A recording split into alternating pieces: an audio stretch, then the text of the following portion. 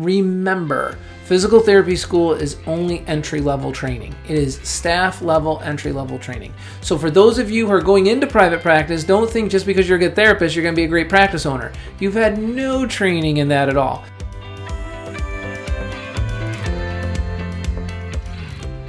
So I wanted to shoot a YouTube video talking about people.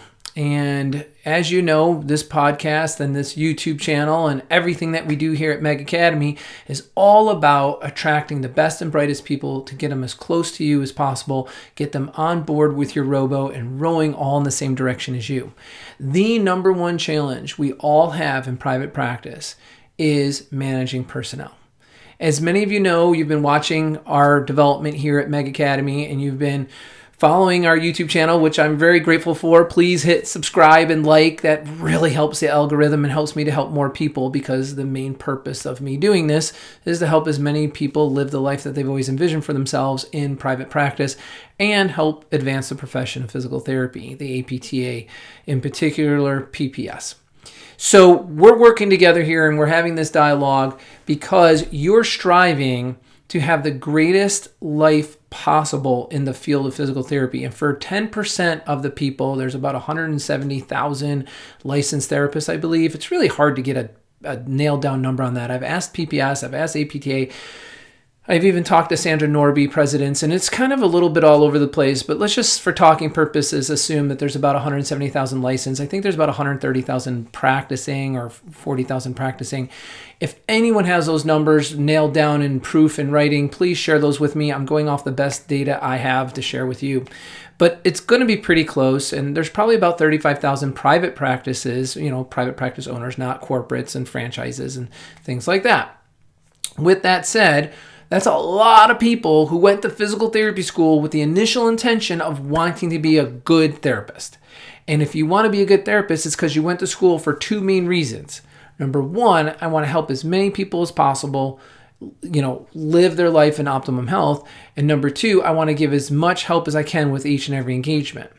Now, this series that I'm talking to you about and everything I just explained is leading up to how to be the best at hiring the absolute best people, bringing them on board. And it's a 4-part series on how to go about doing that, because hiring quality people and retaining high quality people is a challenge for many people today. So I just had to define for you why most people go to physical therapy school, not to help others. That's just being human, right?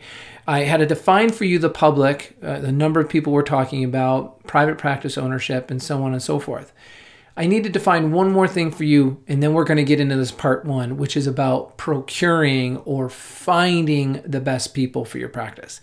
Before I get into the mechanics and the doingness of that, it's the thought process, it's the mental attitude, it's your mindset going into it that's going to make all the difference in the world. Honestly, working with people is all about how you perceive them and how you receive them and how you duplicate what they're saying or doing, how you reciprocate back to them, how do you show validation or appreciation, right?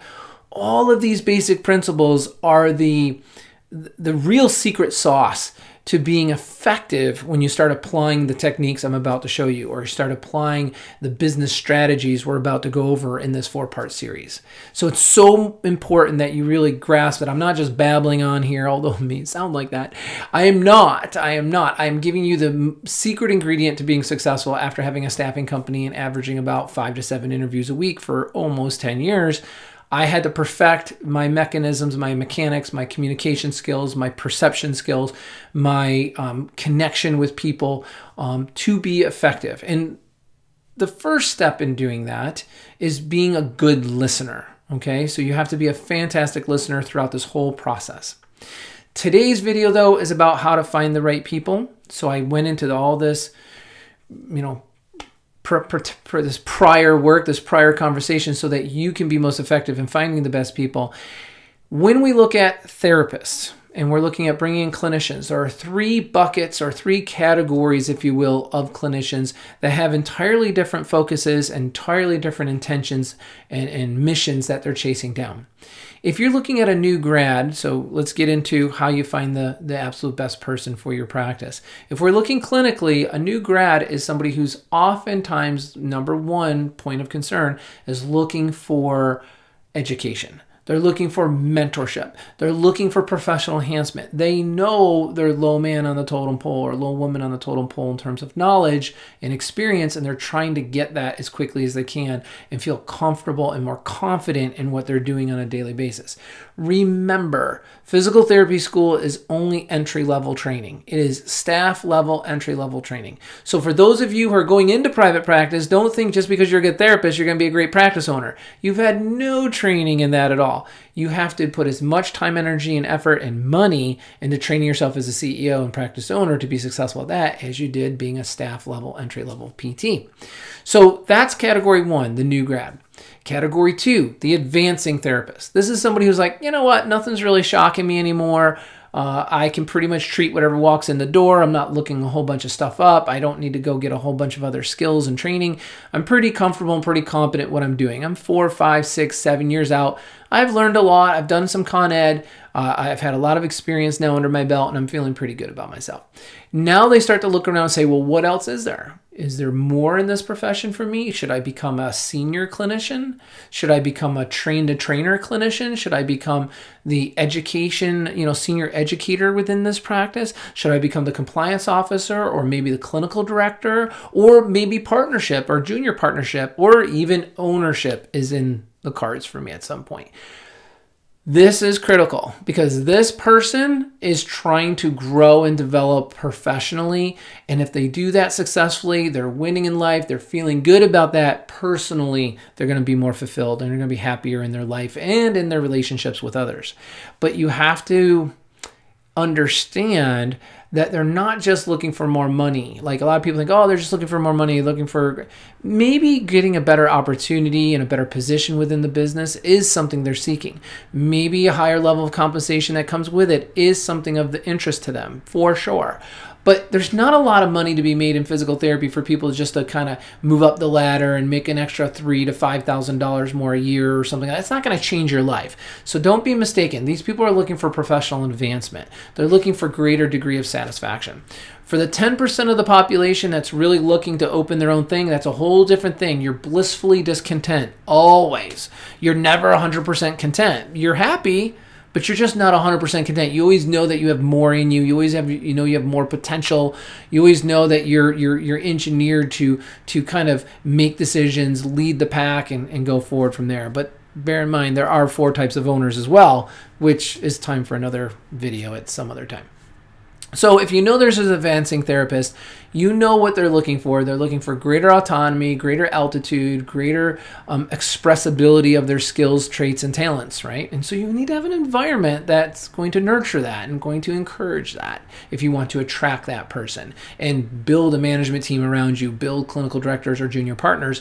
You got to think about what that landscape looks like that would be most attractive to somebody wanting to come into your practice and do that. It's not the same thing as the new grad. And then, of course, we have the person who's 9+ years out. That's your veteran therapist. You know what? Don't buy the bill of goods that they're now wanting to be clinical director because they're 12, 15 years out. Look, that ship has sailed. I have not often, maybe a handful of times I can say, I've seen somebody who's been out 10+ years and then they come in, get some management training, and they become very good clinical directors and managers. Not normally the case. Those are people that are just like, okay, kids are now going to college, I need more money, or I'm suffered a divorce, or something else is going on, and it's kind of motivating them to want to go into management or something like that. Look, if they were really interested in that, they would have pursued that long ago when they were in the advanced phase. Usually they're in that veteran phase and pursuing that because something's changed in their life dynamics that they're trying to compensate for.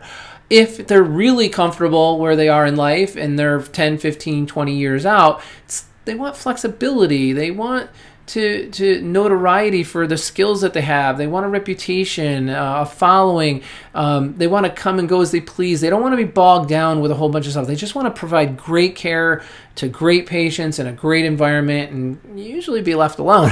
They're not really interested in getting wrapped up in a whole bunch of other pursuit of advancement journeys. That's not usually where they're pretty motivated. So know what you're looking for with that advancing therapist. A lot of them do like to be educators and teachers, and they do like to show what they do to others, and they take great pride in that. So now that you know those distinct categories, how do we actually find the absolute best people?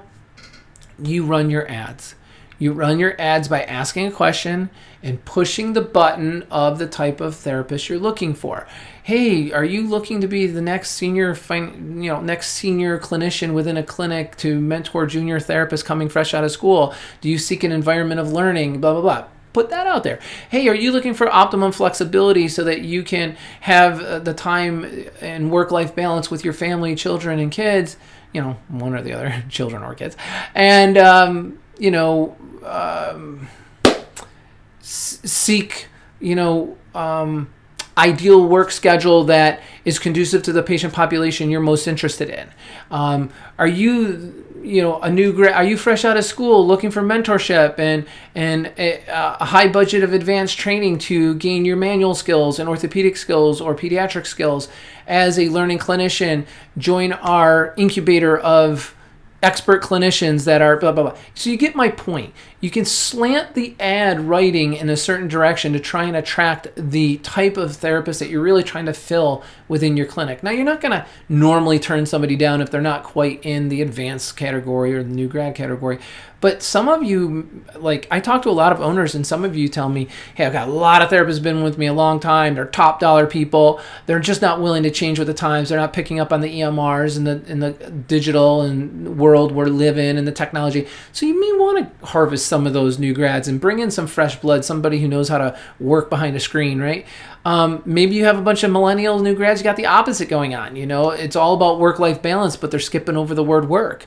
Bring somebody in who's, Generation X, who just loves to work and reap the value and benefits of what they sow. So just my message here in part 1 of this 4-part series is be mindful of the needs of your practice and how to go about getting them, go about finding them. Online advertisement is critical. LinkedIn, social media, a referral program from your existing staff, absolutely essential. Building a pipeline with the PT schools in your state and out of your state, absolutely critical. And here's my last tip, and we'll end off here. Don't just fish in your backyard. We live in a national society at this point. As you know, we are now rolling out front desk services in another month or so, month to 45 days for remote front desk. It's going to be Hello Meg. Our remote front desk person will be somewhere in the country. You'll have a full screen and kiosk and monitor who will be a live interaction with your patients. Now you don't have to worry about trying to find the best front desk person in your backyard because they're hard to find. These are hard people to come by, right? But getting back to the clinician, I kind of digress there. Going back to the clinician side, go to the areas where there's a concentration of a lot of PT schools. Upstate New York is a good area. Jacksonville, Florida is a good area. Baltimore, Maryland is a good area. There's a good concentration of therapists there that you can most likely fish out and send to a nice part of Arkansas or a nice part of Montana or, Texas, Carolinas, the places people are really wanting to be. And try to highlight the pluses and the benefits of coming to these particular areas. So ads, where to place the ads. If you want to learn more, reach out to www.megbusiness.com.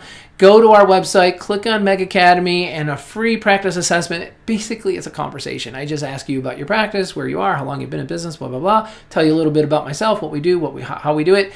And then we see if there's some common ground and how we can help you overcome some of the problems, challenges, and barriers that you're wrestling with now to achieve your ideal scene. That's the conversation. That's what we call practice assessment. Now, I will ask some numbers and stuff like that later if we need it, or even during the conversation if we need it, if I feel it's what's going to help you most.